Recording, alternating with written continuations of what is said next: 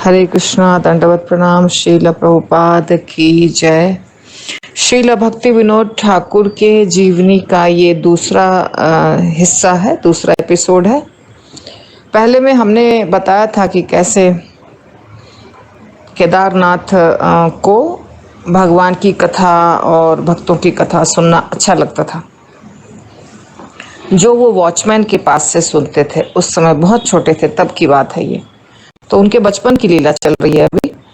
कभी कभी बच्चे रात को उठते थे और वो रात को जो गार्ड्स होते थे उनके ग्राउंड पे, उनके बगीचे में, वहाँ पे वो उनके पास जाते थे। एक व्यक्ति थे, ऑफिसर नाफ नाम था उनका, जो बहुत पुराने थे। लेकिन रात को लालटेन लेके, छड़ी लेके, उनका जो डंडा था वो लेके, तलवार लेके वो रात को पहरेदारी करते थे केदारनाथ के घर का। उनके नानी का घर है ये, जहाँ पे वो रह रहे हैं, नाना जी। उस वॉचमैन को डर नहीं लगता था, क्योंकि वो वॉचमैन पहले डकैत था। वॉचमैन का काम करने के पहले वो डकैत था। तो केदारनाथ उनसे प्रश्न पूछा करते थे कि आप बताइए, आप पहले डकैती करते थे तो कैसे करते थे, क्या करते थे। तो उसने बताया एक बार कि एक बार जब वो डकैत था तो गलती से उसने अपने गुरु का ही सिर काट डाला। तो जब उसने अपने गुरु का सिर काट डाला तो उसको बाद में मालूम पड़ा कि उसने अपने गुरु को ही मार डाला, तलवार से मार डाला। फिर वो बहुत दुखी हुआ और उस समय से वो डकैती छोड़ के हरि नाम लेना शुरू कर दिया, भगवान का नाम का जाप करना शुरू कर दिया। तो इस प्रकार उसकी कहानी हो गई। इस प्रकार वो डकैत से मतलब अच्छा इंसान बन गया, भक्त बन गया। तो ऐसी ऐसी कहानी वो वॉचमैन इनको बताता था और केदारनाथ को सुनने में बहुत अच्छा लगता था। थोड़ा सा भी केदारनाथ को समय बर्बाद करना पसंद नहीं था। केदारनाथ की जो माता थी वो बहुत अमीर घर की बेटी थी, इसलिए उन्हें ज़्यादा काम करने की आदत नहीं थी। इसलिए वो एक नौकरानी को रखती थी, जिसे हम धाई माँ कहते हैं, नानी कहते हैं। उसका नाम था शिबू। वो केदारनाथ का केयर करती थी, देखभाल करती थी इनको कहाँ ले जाना है, कैसे रखना है, खिलाना है, पिलाना है, सब कुछ वो करती थी।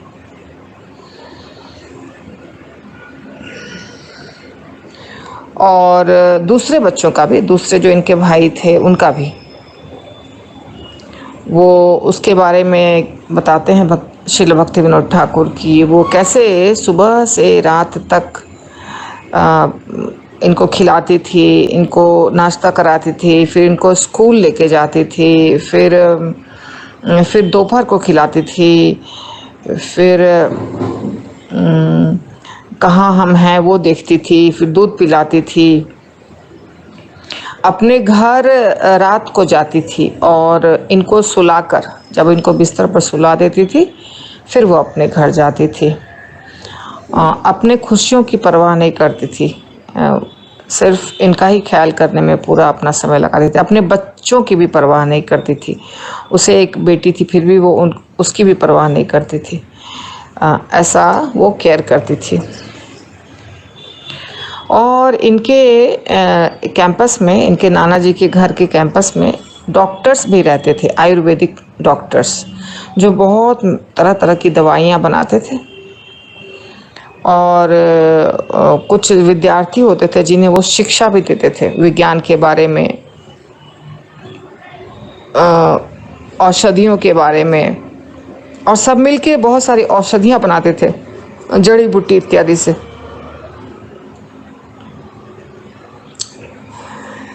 कभी कभी केदारनाथ दोपहर के बाद अपने पिता के का जो उनका जो जगह था, जो एरिया था, वहाँ बैठते थे और उनको उनको कहानी बताते थे कि इन्होंने क्या किया, पूरा समय क्या किया, ऐसे उनको कहानी बताते थे।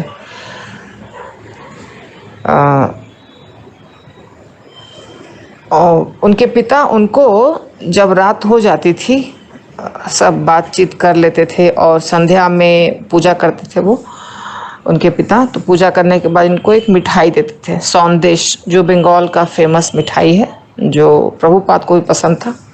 तो वो सौंदेश देते थे। ज़्यादातर वो अपने इनका जो बड़ा भाई था काली प्रसन्ना, उनके साथ रहते थे।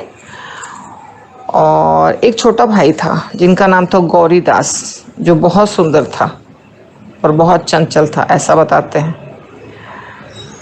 उनके साथ भी रहते थे, लेकिन वो बहुत नॉटी था गौरीदास, और हमेशा परेशान करता था। तो ऐसे इन तीनों भाई साथ रहते थे, बड़े भाई काली प्रसन्ना और छोटा भाई गौरीदास और केदारनाथ, जो बाद में भक्ति विनोद ठाकुर बने। तो ये 3 भाई तब थे। कोई कोई ऐसा त्योहार होता था जिसमें हाथी और भैंस, इनके बीच में युद्ध कराते थे। वहाँ के लोग युद्ध रखते थे, बड़े बड़े भैंसा होते थे, भैंसा और हाथी, और दोनों के बीच में युद्ध होता था। हाथी का टस्क और भैंसे का सिंग, और ऐसे करके उनके बीच में युद्ध होता था। तो सब लोग देखते थे, एक फेस्टिवल जैसा होता था। और ऊपर बैठ करके ये लोग देखते थे। इनके घर का जो दूसरा मंजिल था बिल्डिंग का, उसके ऊपर बैठ कर देखते थे। बिल्डिंग मतलब तब तो महल जैसा घर था। कभी हाथी हाथी का ग्रुप जीत जाता था, कभी भैंसों का ग्रुप जीत जाता था। और कभी कभी बच्चे हाथी के ऊपर चढ़ के घूमते थे। हाथी एक था जिसका नाम था शिवचंद्र, और वो हाथी इनको बिठा के घुमाता था। सब जितना फेस्टिवल्स होता था, मेला होता था, वो सब घुमाता था। तब इनके नाना बहुत अमीर थे। जो भी व्यक्ति को ज़रूरत होती थी वो इनके नाना के पास आता था। गांव के सारे लोग, पूरा गांव बहुत खुशहाल था। किसी व्यक्ति के पास कोई कमी नहीं थी। ऐसा लगता था कि कोई शायद ही कोई दिन बीता जिस दिन कोई फेस्टिवल नहीं हो। हमेशा फेस्टिवल ही रहता था। और उस समय उला ग्राम में कहीं कोई व्यक्ति दुखी नहीं था। वहाँ पे 1400 ब्राह्मण परिवार थे। ये लोग कायस्थ थे।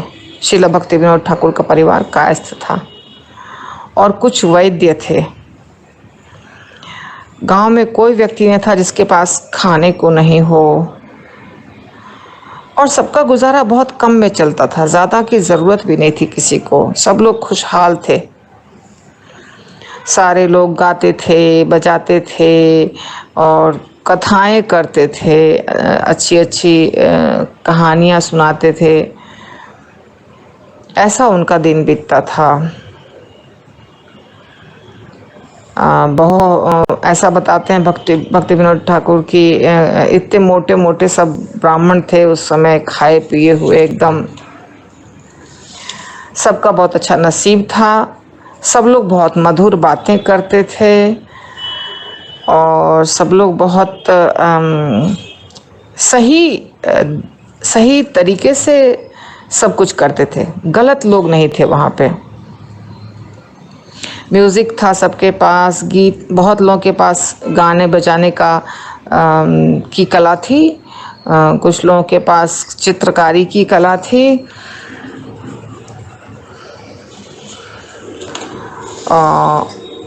ग्रुप्स थे बने हुए, सिंगर्स के ग्रुप्स, म्यूज़िक के ग्रुप, डांस के ग्रुप, चेस खेलने वालों के भी ग्रुप, ऐसे थे गांव में।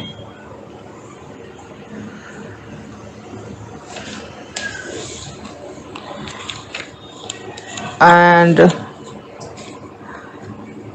किसी को ज़रूरत हुई तो इनके नाना के पास आके कोई चीज़ की ज़रूरत है, कमी है तो मांग लेते थे। बिना किसी झिझक के इनके नाना सब कुछ सबको देते थे। कहते हैं भक्ति विनोद ठाकुर दवाइयाँ, तेल, घी, कोई चीज़ की कमी नहीं थी, प्रचुर मात्रा में हर चीज़ उपलब्ध था। किसी को कहीं नौकरी ढूंढने की आवश्यकता नहीं थी। ये याद करते हैं श्रील भक्ति विनोद ठाकुर याद करते हैं कि क्या कितना खुशहाल समय था वो। ऐसा सोच के इनको लगता है कि वैसा भी खुशहाल समय हो सकता है क्या, इतना खुशहाल समय था। जब केदारनाथ 7 साल के थे तब कृष्णनगर के राजा एक कॉलेज की स्थापना किए, एक कॉलेज बनाए। 7 साल की उम्र के थे इनकी, उस समय शायद कॉलेज का टाइम अलग होता होगा। तो कॉलेज बनाए और वो वहाँ के जो नज़दीक के जितने भी बड़े बड़े ज़मींदार थे वो सब लोगों को, अमीर लोग थे, सबको इनवाइट किया कि आप अपने बच्चों को भेजिए हमारे कॉलेज में पढ़ने के लिए। तभी केदारनाथ मतलब भक्ति विनोद ठाकुर और उनके बड़े भाई काली प्रसन्ना और भी बहुत सारे बच्चे उनके परिवार के उस कॉलेज में पढ़ने लग गए।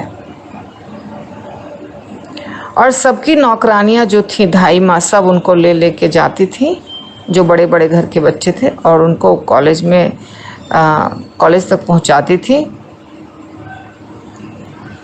और कृष्णनगर के बाज़ार के बीच में ये लोग रहते थे।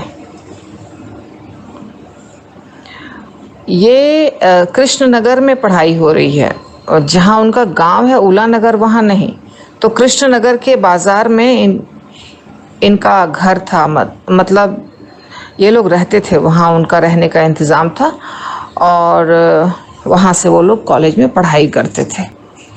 तो कृष्णनगर अभी भी कृष्णनगर है, आप जाएंगे मायापुर तो आपको कृष्णनगर दिखेगा, मायापुर के ही पास है कृष्णनगर। तो वहाँ पे एक व्यक्ति था नज़दीक ही रहने वाला, जो तेल बनाते हैं ना, कोलू चला के जो तेल बनाते हैं वैसा वाला तेल बनाने वाला एक आदमी था, जो बहुत बूढ़ा था या मरने वाला था ऐसा। तो उस व्यक्ति ने रोज़ महाभारत वाचन के लिए इंतज़ाम किया किसी का।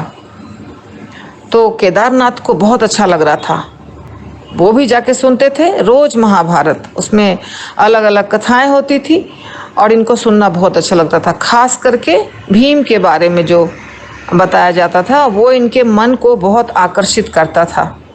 बहुत खुशी खुशी बैठ के सुनते थे। और कहते हैं कि किसी किसी दिन वक्ता जो थे उनको बहुत अच्छी अच्छी चीज़ें खाने को मिलती थी, और बोलने वाला जो वक्ता था वो बहुत अच्छा बोलता था। और कभी कभी उन्हें कुछ खाने को नहीं मिलता था, तो जब खाने को नहीं मिलता था तो वो व्यक्ति दुखी हो जाता था। ऐसे इनको भी नहीं अच्छा लगता था।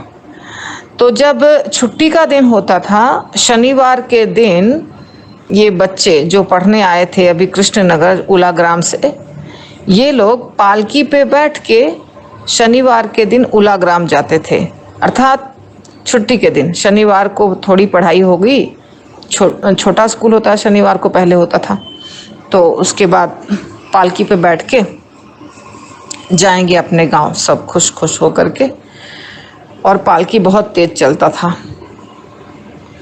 और फिर वो संडे को सैटरडे आधा और संडे छुट्टी मनाकर फिर चले आते थे यहाँ पे। और कॉलेज का जो क्लास था वो डिस्ट्रिक्ट मजिस्ट्रेट के ऑफिस, उनके जो सरकारी घर था उनका, ऑफिशियल रेसिडेंस वहाँ होता था। और वहाँ एक अंग्रेज़ आते थे जिनका नाम था कैप्टन रिचर्डसन। वो कॉलेज के प्रिंसिपल थे। और कृष्णनगर के राजा के पुत्र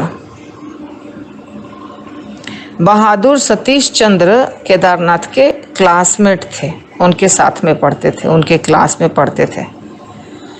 और केदारनाथ पढ़ने में बहुत ज़्यादा होशियार कहिए, बुद्धिमान कहिए, बहुत तेज़ तर्रार थे। तो इनको बहुत जल्दी आगे का क्लास में प्रमोट कर दिया गया और इनको स्कॉलरशिप भी मिला, अवार्ड मिला। तो सब जगह ये बात फैल गई कि ये इतने ज़्यादा पढ़ने में तेज हैं।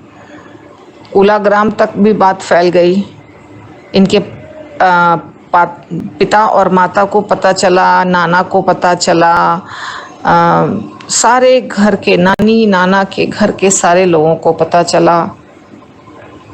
इनके पहले के जो टीचर थे, जो फ्रेंच पर्सन थे, वो भी आए और इनका बहुत गुणगान किए। बहुत सारे लोग इनका गुणगान करने लग गए कि अरे वाह, तुम्हारा मतलब ये लड़का तो बहुत अच्छा है पढ़ने में, ऐसा होने लगा। तो फिर इनके पिता को अच्छा नहीं लगा इतना ज़्यादा बच्चे का गुणगान, ठीक बात नहीं है, इससे बच्चा भटक जाएगा। तो इनके पिता ने बोला बस अब कोई नहीं इसकी बड़ाई करेगा। और ऐसा ही हुआ। इनका इतना गुणगान हुआ कि श्रील भक्ति विनोद ठाकुर का धीरे धीरे मतलब केदारनाथ का धीरे धीरे पढ़ाई लिखाई सबसे इंटरेस्ट खत्म हो गया। इनका खराब परफॉर्मेंस होने लग गया क्लास में। और स्कूल के जो टीचर थे, कॉलेज के जो टीचर थे, वो इनको डांटने लग गए। और दूसरे बहुत सारे बच्चे थे जो इनसे ईर्ष्या करते थे, वो लोग भी इनको परेशान करने लग गए और पढ़ना बंद कर दिया। मतलब लिटरली ये पढ़ते ही नहीं थे कभी भी। क्लास जब क्लास का समय होता था तो कहीं छिप जाते थे, जंगल चले जाते थे, बीमार होने का बहाना बनाते थे। और तब इनकी धाई माँ नहीं थी, धाई माँ जो भी कारण हो, धाई माँ नहीं थी।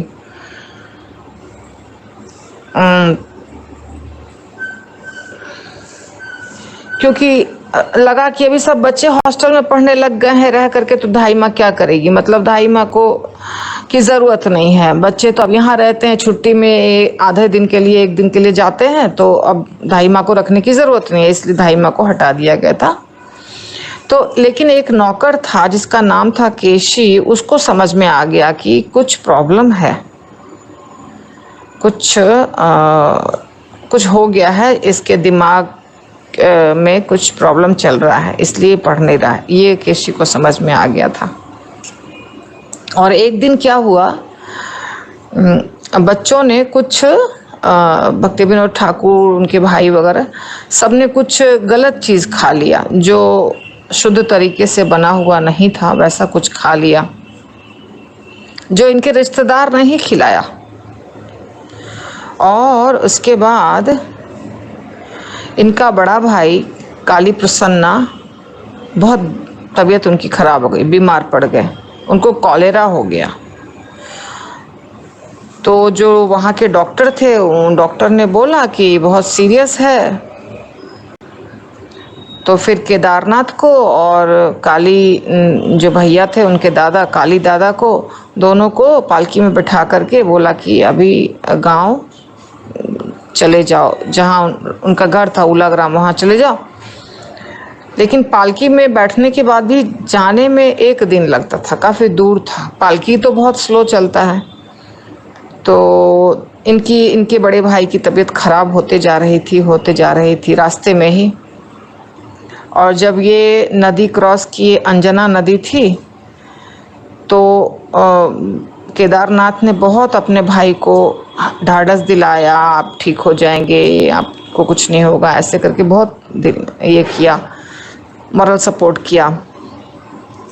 और 8 बजे सवेरे दूसरे दिन पालकी इनके घर पहुंची उलाग्राम, और 1 घंटा ही हुआ इनको अपने घर पहुंचे हुए, 1 ही घंटा हुआ था कि इनके बड़े भाई शरीर त्याग दिए। जब शरीर त्याग दिए तो गांव में, घर में जितने थे सब रोना धोना सब शुरू हो गया। इसके बाद कुछ दिन बीता और सबने डिसाइड किया कि अब केदारनाथ कहीं नहीं जाएंगे, घर पे ही रहेंगे, क्योंकि बड़े भाई की मृत्यु हो गई। तो सबको लगा नहीं, अब हम इनको कहीं नहीं भेजेंगे।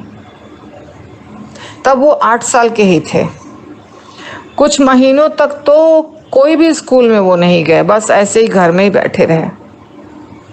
फिर ऐसा तो नहीं छोड़ सकते हैं बच्चे को, तो फिर वहाँ के कुछ अच्छे जो समझदार और रेस्पेक्टेड लोग थे, वो लोग सोचे कि कुछ तो करना पड़ेगा। तो उलाग्राम में ही इंग्लिश मीडियम का स्कूल शुरू किया, केदारनाथ के चाचा के घर। चाचा नहीं, मामा जी होंगे, उनके घर। फिर तब तक केदारनाथ के मतलब केदारनाथ को वापस पढ़ने में रुचि हो गई, और जो टीचर थे वहाँ के वो भी बहुत प्यार से इनको पढ़ा रहे थे। और केदारनाथ क्रिकेट भी खेलते थे, पर एक बार इनको क्रिकेट का बैट बहुत ज़ोर से लग गया इनके आईब्रो के ऊपर, और काफ़ी खून निकलने लग गया। उसके बाद इन्होंने क्रिकेट खेलना छोड़ दिया। तब क्योंकि क्रिकेट अंग्रेज़ ही लाए थे ना, उसी समय क्रिकेट आया था इंडिया में, तो क्रिकेट खेलना छोड़ दिया और फिर कभी नहीं खेले। पर ये पढ़ने लिखने में और उच्चारण करने में, बंगला जो भाषा है उसमें, मैथमेटिक्स में, ये सब में बहुत ही तेज़ तर्रार थे। कुछ समय के बाद केदारनाथ के मामा जी का शरीर त्याग हो गया, मामा जी गुज़र गए। जब मामा जी गुज़र गए तब इनके घर में, इनके नानी के घर में बहुत ही अशुभ अशुभ चीज़ें होने लग गई, अमंगल वाले चिन्ह दिखाई देने लग गए, क्योंकि नाना तो बुज़ुर्ग थे और मामा की मृत्यु हो गई। फिर बहुत सारे खर्चे आ गए सामने, बहुत सारे धोखेबाज लोग हो गए, आगे सब प्रकट हो गए। और नाना बहुत ही विशाल हृदय के थे, बहुत दयालु हृदय के थे, सब इनको ठगने लग गया, और ठगते ठगते ये कर्जे में डूब गए। और धीरे धीरे इनके सारे मामा जी, जितने मामा जी थे, सबका देहांत हो गया, कोई नहीं बचा, सिर्फ नाना बचे। तब नाना को लोगों ने ऐसा सलाह दिया कि आप दूसरी शादी कर लीजिए, क्योंकि आपका खानदान, आपका कौन चलाएगा, अभी आपके खानदान में कोई नहीं बचा। तो सबके सजेशन पर उन्होंने दूसरी शादी भी की, पर कुछ भी फ़ायदा नहीं हुआ। तो ये कर्जे में डूबे रहे, कर्ज बहुत ज़्यादा था, और किसी तरह अपना निर्वाह कर रहे थे। जो उतने जो अमीर थे, अब हो गया कर्ज लेकर के किसी तरह गुजारा कर रहे थे।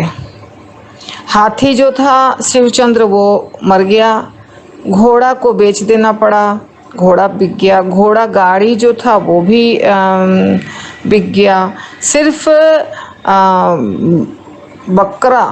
बकरा का जो एक गाड़ी था जिसमें बकरे जोतते थे, वो वाला गाड़ी बच गया सिर्फ। कर्ज ले करके दुर्गा पूजा का फेस्टिवल सेलिब्रेट किया जाता था। तो श्रील भक्ति विनोद ठाकुर को रामायण, महाभारत, ये सब में जो भी घटनाएं हुई हैं सब कुछ याद आती थी, उनमें जो फेस्टिवल्स थे वो याद आती थी, क्योंकि सुन रहे थे बचपन से ही हमेशा। इनको हनुमान जी जो क्रॉस करते हैं, लंका तक जाते हैं समुद्र क्रॉस करके, और वहाँ बीच में सिंहिका नामक राक्षसी से मिलते हैं, तो इनको ये सब बहुत अच्छा लगता था। इनके अंदर बहुत प्रेम जगता था भगवान के लिए, और ये रेगुलरली स्कूल ख़त्म होने के बाद ये सुनने जाते थे, जहाँ होता था वहाँ। तो हम देखते हैं कैसे बचपन से ही इनको समय बर्बाद करना पसंद नहीं था और इनको इस प्रकार की कथाएं सुननी पसंद थी। तो जब ये 8 साल के थे केदारनाथ, तो तभी इनके दूसरे भाई हरिदास और गौरीदास वो भी मृत्यु को प्राप्त हो गए। बड़े वाले तो पहले ही हो गए थे, गुजर गए थे, काली प्रसन्ना, और जो छोटे थे हरिदास और गौरीदास वो भी गुजर गए। अब इनके माता पिता बहुत दुखी हो गए। अब बच गए थे सिर्फ केदारनाथ और इनकी छोटी बहन हेमलता। अब इनकी धाई माँ सब जगह हेमलता को गोद में लेकर के जाती थी और केदारनाथ को हाथ पकड़ कर लेकर जाती थी। इनकी माता इतना चिंतित रहती थी कि लगता था उनको कि मेरा एक भी बच्चा नहीं बचेगा अब। तो इसीलिए इनको बहुत सारा ताबीज़ वाबीज़ पहना कर रखती थी हमेशा अपने हाथ में। इनके हाथ में बहुत सारा ताबीज़। तो बस हम आगे नहीं करेंगे आज, क्योंकि ज़्यादा लंबा होना लोगों को सुनने में तकलीफ़ होती है। तो अब हम आगे करेंगे, काफ़ी टाइम लगेगा इसको करने में। तो आप लोग छोटा छोटा सुनते जाइए। हमारे आचार्यों की कथा है, बहुत अच्छा लगेगा सुनने में।